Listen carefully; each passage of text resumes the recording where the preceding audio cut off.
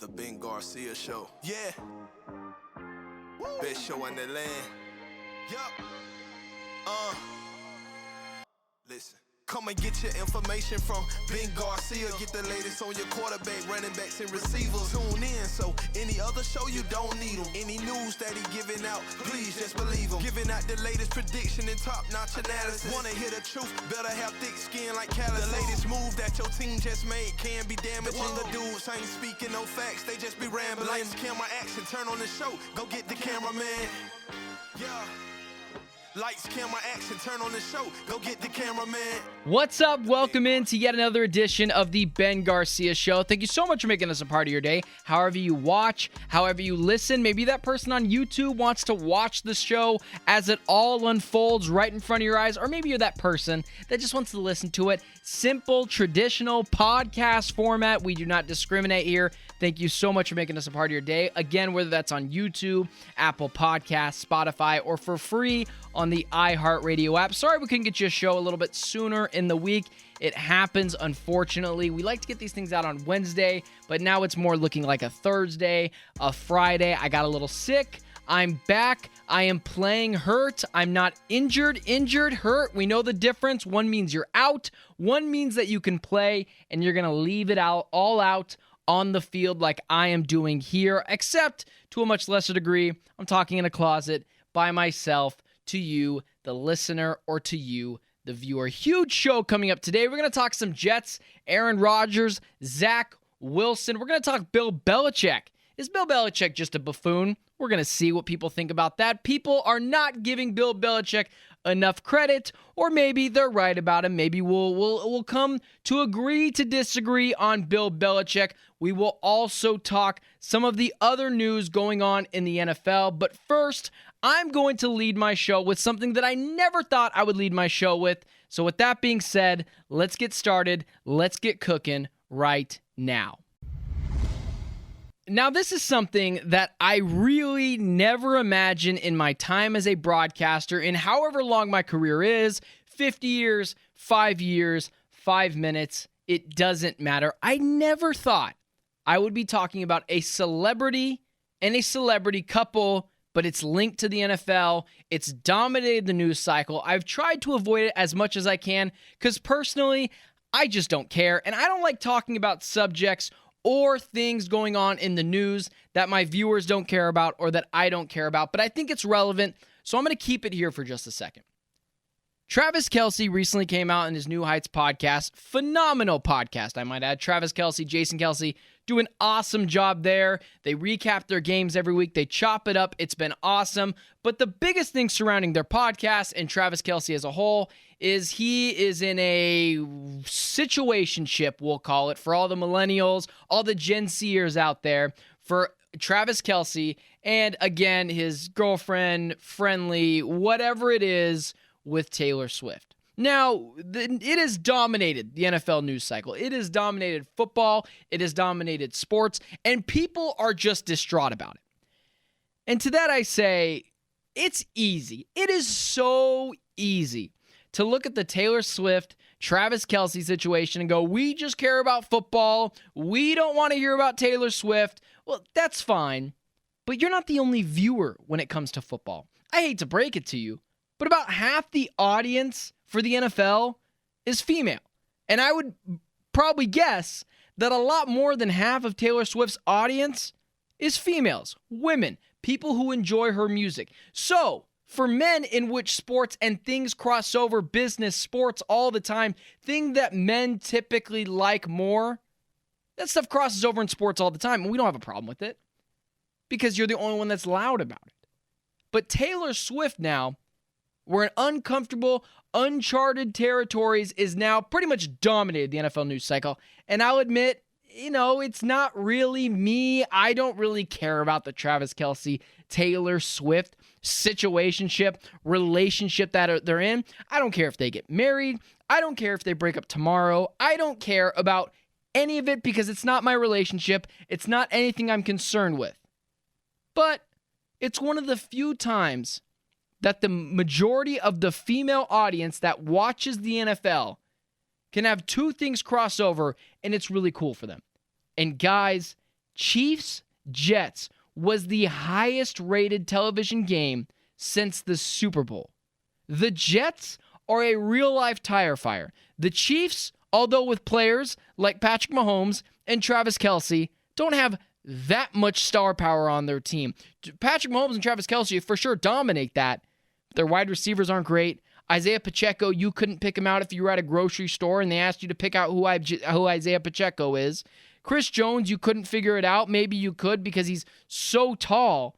But outside of that, this team is a mostly nothing burger when it comes to superstars. And that was the highest rated game simply because of the Taylor Swift effect. It is fantastic for sports. It is, I'm sure, made all the social media accounts for the NFL explode. And I promise you, if the NBA could have Taylor Swift date one of their biggest professional athletes, they would take it in a heartbeat. They've had the Kendall Jenners of the world, the Kardashians, whatever celebrities that the NBA has had before, they've never had someone as big as Taylor Swift. And sports fans, people that love the NFL, attention to all NFL lovers and consumers. Taylor Swift is not only bigger than any player in the NFL, she is bigger by about 100 times. Patrick Mahomes and Taylor Swift aren't in the same stratosphere of popularity around the world. And you want to know what's been awesome about the whole thing? And again, it's not really my cup of tea.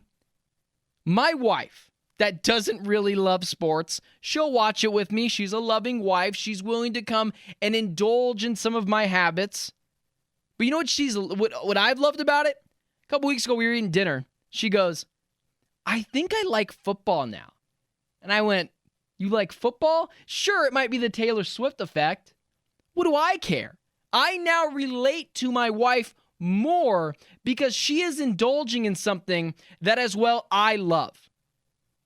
So get off your high horse. It is so easy to rag on the Taylor Swift thing. Guys, don't watch it then. Or don't, what did you miss on the field when Taylor Swift is celebrating? Yeah, it's a little much, but what are you missing? You're not missing anything on the field when Taylor Swift is celebrating after touchdown. Go get a drink, man. It's not a big deal. For these Swifties that are legitimately relating to sports now, maybe in a way that they never have before, this is awesome for them. It's only grown the NFL, and yes, I'm sure they're overdoing it, but the NFL would be absolutely crazy not to lean into this motion of what Taylor Swift is bringing. Instead, you know what the NFL could have done? We're not going to show her. We're not going to make it a big deal. We're not going to get in players' personal lives. What? And then Travis Kelce on his podcast saying, I think the NFL is overdoing it. Sorry, man. It's the price of doing business. You asked for this. You went on your podcast and shot your shot at Taylor Swift. And to your credit, it worked. You're now probably dating the biggest celebrity in the world. Kudos to you, man. I couldn't care less, but don't act so innocent that you're not the reason that all this publicity is happening. So it's the price of doing business. Taylor Swift is good for business in the NFL.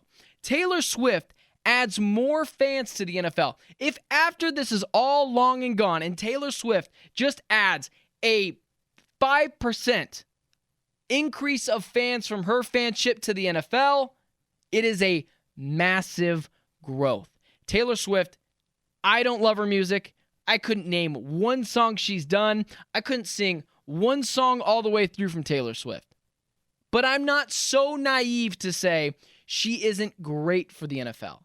Again, I couldn't care less about the relationship. I couldn't care less about her music. I love Travis Kelce, and I think it's really cool to be able to turn on the television and live vicariously through a guy in Travis Kelce who is now doing side quests in life. This guy has 2 Super Bowls. He's one of the most beloved athletes in sports. He's one of the best in his positions, and he's dating or in a situationship with someone who is probably the biggest star on the planet right now. Taylor Swift, you might not like it, is in the same stratosphere as Michael Jackson, as all these other big celebrities that you can name. She is as big as Michael Jackson right now. So maybe don't come after the NFL for not just pandering to the people that love Taylor Swift, that are literally just watching it so they can get a glimpse of Taylor Swift again, even though they've already bought her CD, they've already been at her shows, they love everything she's done, but now they're willing to do more. Tune into a game just to see her celebrate. What I will say is it was a little much, Taylor Swift bringing Ryan Reynolds, Blake Lively, Sabrina Carpenter, and a bunch of other people I would have had no idea who they are unless my wife would have told me who they were, to the game. It felt a little elitist to me, I'm not going to lie to you. So I'm not going to pander to the Taylor Swift crowd that much. She was absolutely looking for attention, bringing Sabrina Carpenter, Blake Lively, Ryan Reynolds, again, a bunch of people that I have no idea who they are unless my wife told me who they were.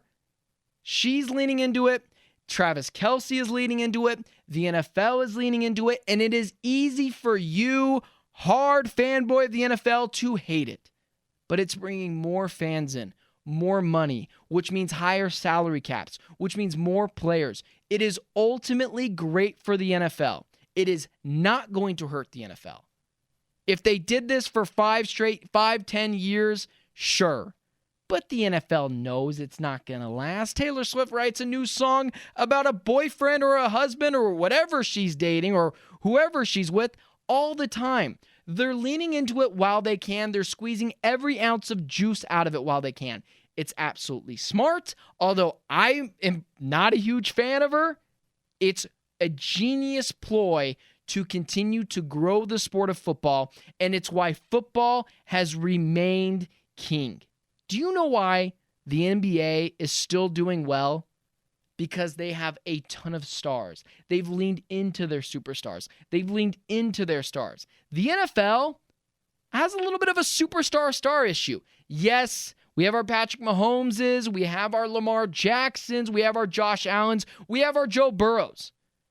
But outside of that, sure, Justin Jefferson's awesome, but he still relies on Kirk Cousins to get him the ball. It's the problem with baseball. Baseball will not campaign their stars. The NBA does this perfectly. They campaign their superstars. They campaign their stars. The NFL needs more of that, needs more, cultivate all those stars that they can.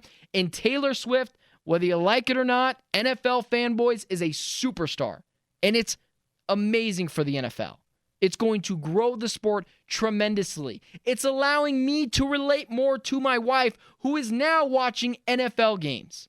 Lean into it. It's okay. You don't have to indulge in her music, but we have to collectively agree this is great for the NFL. This is not a decade-long thing. This is a short-term thing that we aren't even sure is a real thing. But it's smart. It grows the game of football. And I'm firmly a believer that football should, would, and always will be for everyone, and we should continue to invite more people in. Now I would like to continue to talk real football. Hopefully that is the last time that I will ever bring pop culture into my show, into what I talk about, because honestly, I couldn't care less what celebrities are doing. Let them live their lives. It's cool if people want to indulge in that. It's just not something that I am particularly into. Let's talk about something that I am into, the NFL and the game of the week this week between the San Francisco 49ers and the Dallas Cowboys. The Dallas Cowboys fans and San Francisco 49ers fans, it's like a perfect storm. Neither fan base likes me because I said the San Francisco 49ers are going to pull back. They absolutely can. That means that I still don't believe that they're going to make the NFC Conference Championship game. I don't think the San Francisco 49ers are the best team in the NFC. And then Dallas Cowboy fans, you know the story. I am probably one of Dallas Cowboys on FBI's most wanted when it comes to the Dallas Cowboys fan base. They don't love me. I'm a Dallas Cowboys truther. So let's talk about this game. The San Francisco 49ers and the Dallas Cowboys are going to square off in what will probably rival the ratings for the Taylor Swift New York Jets Kansas City Chiefs game that happened last week that we stated before was the highest rating game since the last Super Bowl. The San Francisco 49ers and Dallas Cowboys are going to run it back. Now, what this game and what these teams are mostly known for is Dak Prescott running out the clock. 2 years ago in Jerry World, the San Francisco 49ers won that game. And then we also have Dak Prescott throwing 2 horrendous interceptions. But again, I digress.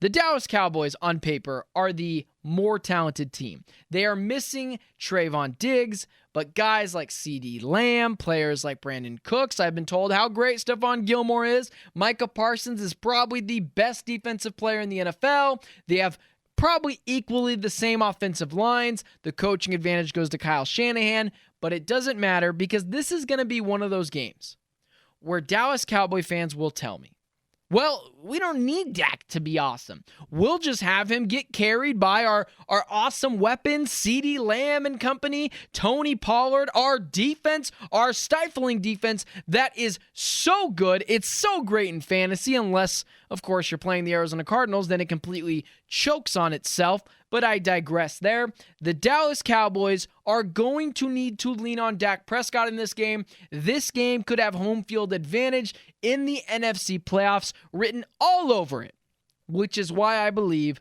Dak Prescott will puke all over himself. People tell me, talked about my wife enough today, I'll bring her up again. She told me, because we were watching the Diamondbacks game, Diamondbacks advance, going to play the Brewers, Diamondbacks in 4, but we were watching the Diamondbacks game the other day, and I was joking around, and she was kind of poking fun of me, and she goes, you know what? You put too much blame on one person. They're a singular team. Yeah, the reason why I put so much on one player in this instance when it comes to Dak Prescott is because he makes $40 million a year. He's probably going to get another extension here soon and make more money. So he makes the most money on the team. He's in the most important position. So for that being said, he deserves the most blame. That only makes sense to me, right? If you're in the most important position in football, maybe the most important position in sports given the popularity of the NFL, and you make the most money, you should get the most blame. I'm not going to blame Brock Purdy if they lose this game. People know how I feel about Brock Purdy. I think he's cool. I think he's a good player. He's a great kid. I've talked to Brock Purdy before. Very nice guy. This is a guy that I think who is somewhere between 12 and 14. In the same area of Dak Prescott in terms of rankings in the NFL. And people will tell me that's too low, but it doesn't matter. Because Brock Purdy, I'm not going to harp on him. Brock Purdy makes like no money. He was a 7th round pick. He was Mr. Irrelevant. Brock Purdy is doing exactly what he should be doing. It is not going to be on him if they lose this game. Now, could it be on Kyle Shanahan? Possibly, but we'll talk about that another day. This is what this game is going to come down to. And I've consistently been right about this.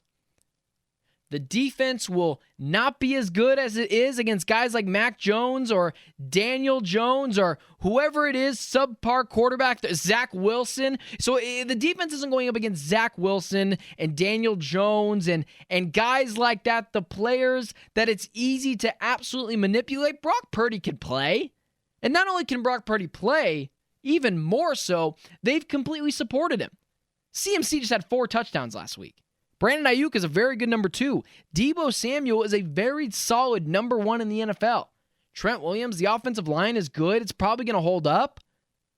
So the defense can't carry you in this game, which has always been my argument. Sure, the defense, the weapons, the coaching, if you want to throw that in there, can carry Dak Prescott for like 10, 11 games in the season. You're going to win 10, 11 games. Minimum, right? But when it comes down to the wire, when the team knows you have to pass. Is Dak Prescott good? Because he's not. He's got 2 wins in the playoffs. If I'm not mistaken, only 2 games with a passer rating over 100. One of those games came against the worst playoff team that we've seen the past decade in the Tampa Bay Buccaneers. Won in an abysmal division. Tom Brady was 45-something years old. So Yeah, I'm not giving you a ton of credit for going on the road and beating one of the worst teams. Because we can't give Dak Prescott all the credit for that, right? Because his defense was awesome in that game. Held Tom Brady to like 8 points. The defense and the weapons can't carry you forever. You are always going to have to lean on your quarterback to win games. It is why I've always said if you don't have a top 8 quarterback, it is almost impossible for you to win the Super Bowl, especially in this day and age. Because I hate to break it to you, and stop saying this. You just sound dumb at this point. Defense wins championships. No, it doesn't. Not in 2023. You know what wins championships? Loading up the offensive side of the ball, getting a quarterback on a rookie contract, and steamrolling through the competition. The Eagles had a great defense last year. Couldn't get a stop against Patrick Mahomes in the playoffs, in the Super Bowl. Could not get a stop on Patrick Mahomes in the Super Bowl. Great defense the Eagles had. Couldn't get a stop in the second half against Patrick Mahomes when it really mattered. Because Patrick Mahomes rises to the occasion.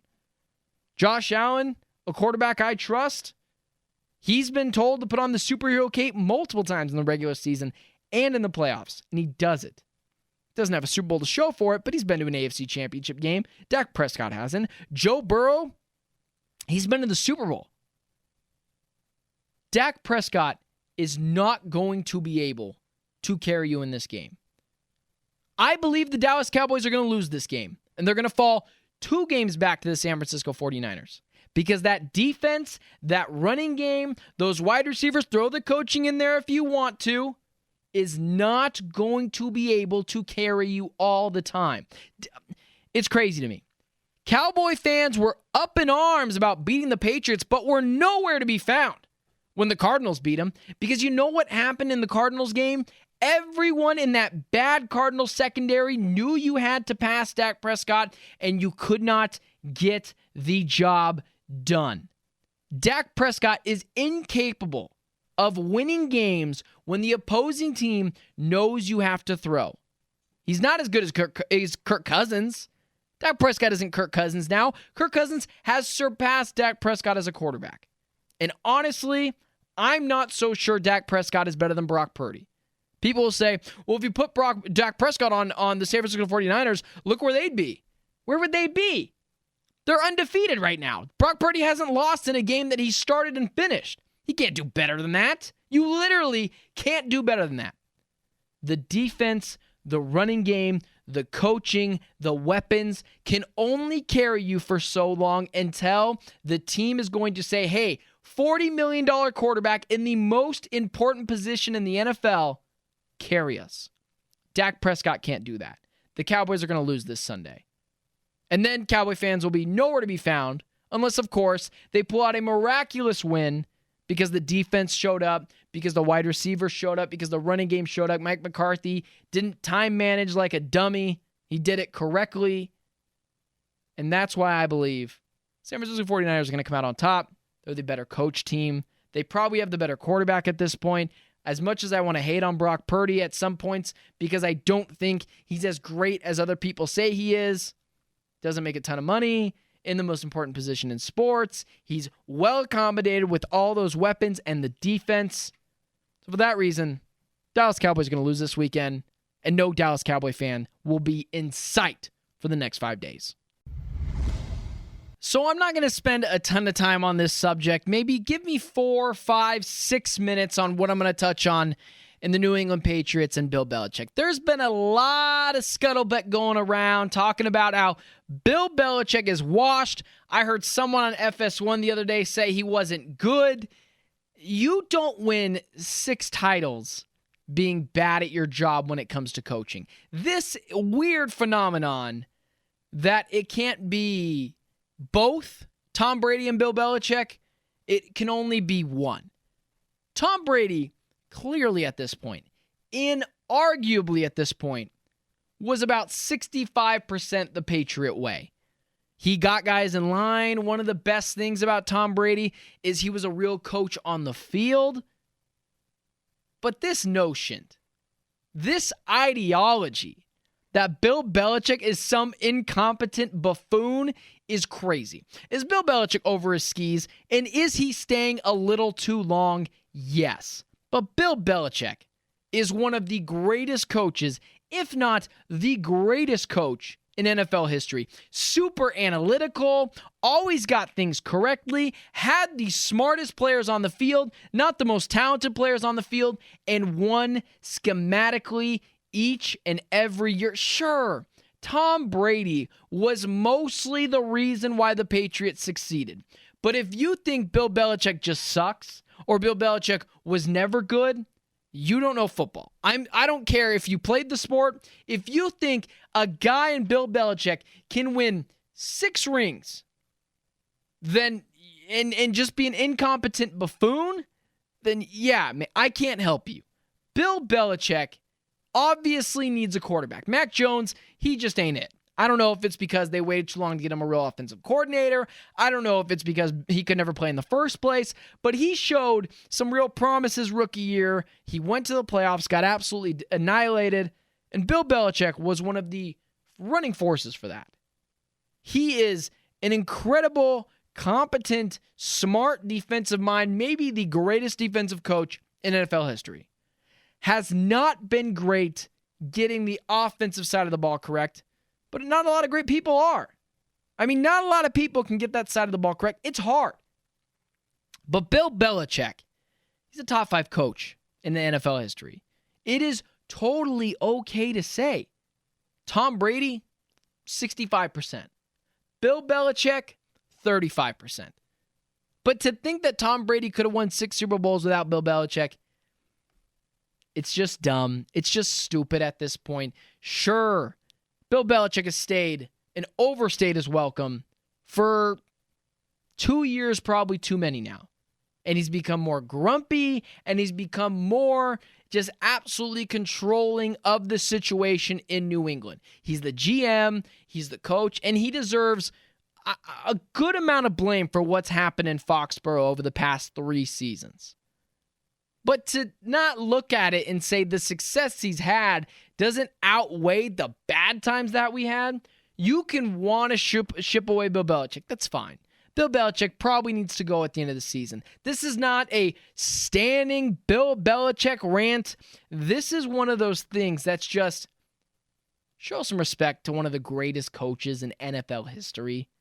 This guy is not a dummy. He's been around football since he was like 12 years old, in coaching staffs, in coaching meetings. This guy gets the game. But it's okay. He can walk away now.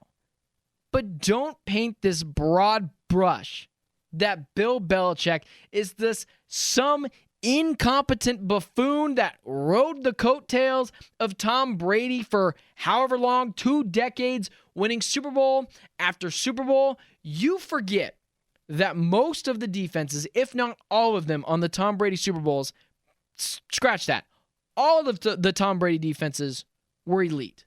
They were all very, very good.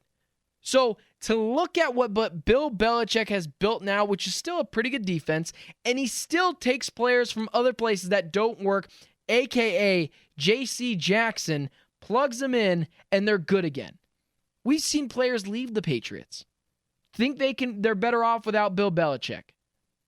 They come back because they realize they weren't built for that on their own. They fit a system. But it's very funny to me because for a long time it was Team Hoodie and Bill Belichick or Team TB12 and the Tom Brady thing. Who is more responsible? And people for the longest time said, Bill Belichick is 75% responsible. Tom Brady's a system quarterback, which, by the way, was the stupidest thing I'd ever heard. When it came to sports, that was just stupid if you ever thought Tom Brady was a system quarterback.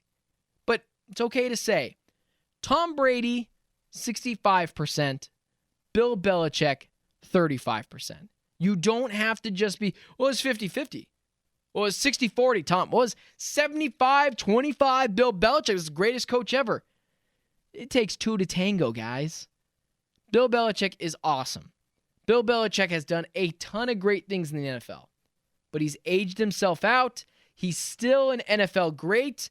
And if the Patriots were smart, they would move off of Bill Belichick and not do what the Pittsburgh Steelers are doing. And that's holding on to a guy in Mike Tomlin for 5 seasons too long, strictly because he's never had a losing season.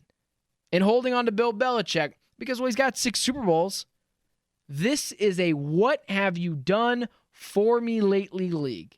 And Bill Belichick, although not an incompetent buffoon like some people want to make him out to be, he is still ready to be done in this league.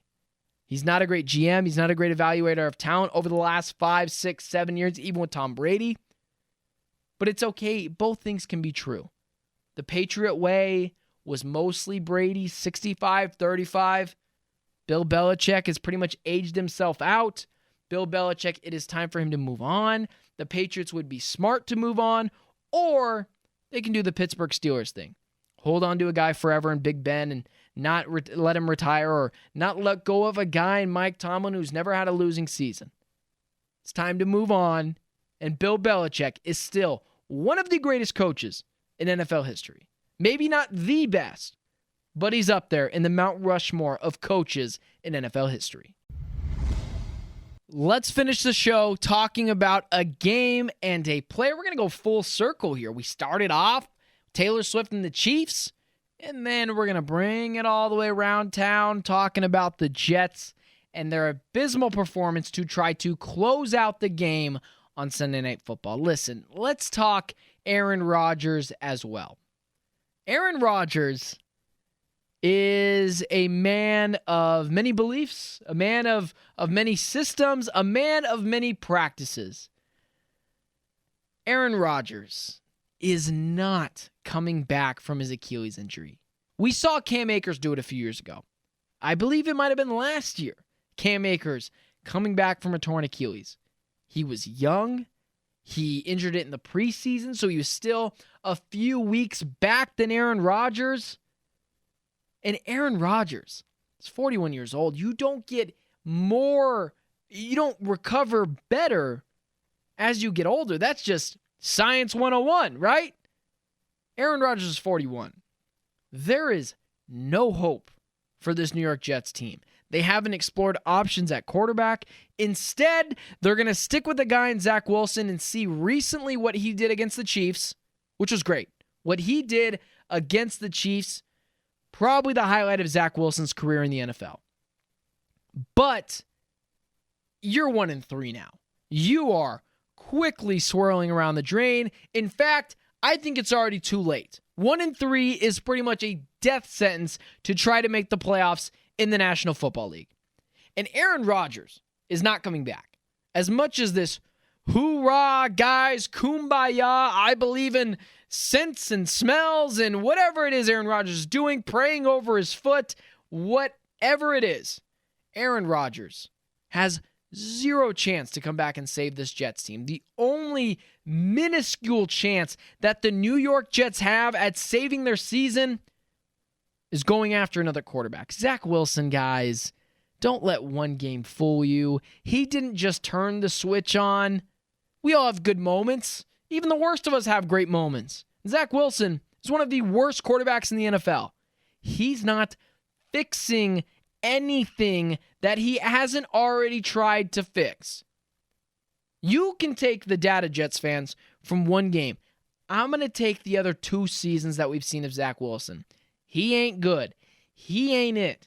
Aaron Rodgers isn't coming to save this team. And this will probably be the last time that I talk about this, unless, of course, inevitably Aaron Rodgers says something crazy. The New York Jets, their last chance to save their season is going out and getting a guy, and we've already talked Kirk Cousins, right? That's already been thrown out there. We've seen multiple people throw that one out there. There's another quarterback on the market. There's another one that I thought of. I've thrown out Kyler Murray before. That ship has so sailed. You are not getting Kyler Murray. You could offer 3 first-round picks. It's not happening. Then you look at it, we've talked about before, Kirk Cousins. What about Matthew Stafford? Matthew Stafford didn't want to rework his deal with the Rams. There's some bad blood there. He can't cost that much in draft compensation. The Los Angeles Rams and Matt Stafford to the New York Jets just makes sense. I mean, this is a roster, guys, that inevitably is too good to fail. The Jets are going to still win a couple of games this year. They're just too talented to not win 1 or 2 more games this year. 3 or 4 more games. That's probably going to take you out of the running for Michael Penix or, of course, a Caleb Williams or, of course, a Drake May. But you have your first-round pick now. You could use that and go get something now. We've seen Matthew Stafford can still play. The Rams and him, not on the best terms in terms of they wanted to restructure his deal, and he said, no thanks, I'm good. He makes a ton of money. The Rams, I'm sure, would love to get off that contract, start anew. I think it makes sense. New York Jets, call the Los Angeles Rams. That, I believe, is your last chance. I don't think Kirk Cousins wants to come to New York. How does that help him? Kirk Cousins is going to be a free agent. Kirk Cousins has a no-trade clause. He wants to give up everything for 6 months and go to New York and then inevitably be replaced by Aaron Rodgers behind that offensive line? Yeah, that doesn't make sense to me. The Jets are probably done. But if you really want to throw a Hail Mary, when you could have already tried this a couple of weeks ago and probably saved your season, but you decided not to because you wanted to roll it with some guy in Zach Wilson who is not good, regardless of what the last game told you, he's not good. Zach Wilson can't play. Newsflash, he's not good. He can't play. He can't do really anything well on the football field aside from what we saw on Sunday Night Football. Go get Matthew Stafford. You already swung and missed in Kirk Cousins. It's not happening with him. I mentioned Kyler Murray before. Should have done that a couple weeks ago when the Cardinals weren't sure if they were tanking or not. Now we know they're not. Kyler Murray's out of the picture. Call the Los Angeles Rams, who wanted to rip up that contract in the summertime between Matthew Stafford and them. Figure it out. Or lose your job, Robert Saleh. Lose your job, Joe Douglas. Let everything go down the drain for nothing, and the New York Jets will be what they've been for the past decade plus, an incompetent franchise. Or you can make something happen. Save your jobs, save the season, put a little life, a little rejuvenation in the season, and it could work out.